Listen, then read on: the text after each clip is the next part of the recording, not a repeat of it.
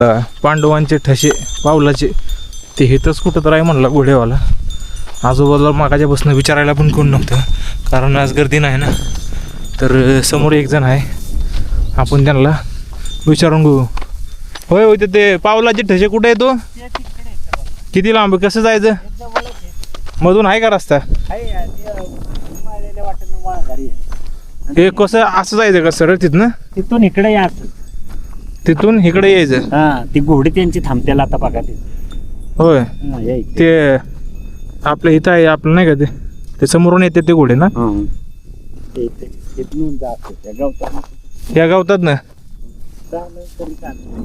ते जवळ. तर मारती काय? काय नाही मार. टाइम किती झाला? टाइम वाजले तर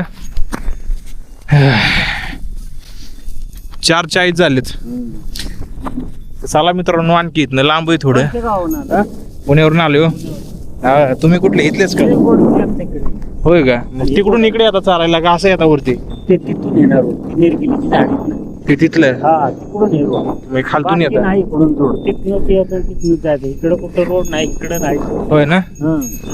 चला चला, ओके, धन्यवाद. हा तेच बघा, आता त्यांची बघा घोडी थांबते. हा हा ते नुसतं ऐका तिथे. हा, चला, त्यांनी बरोबर सांगितलं. तिथं त्यांची ती घोडी थांबतात ना. लय वेळ झालं हुडकतोय, पण काय ते ठसेच भेटत नव्हते पावलांचे. आता पुढे जाऊन भेटतील घोडे कुठे थांबतात बघू.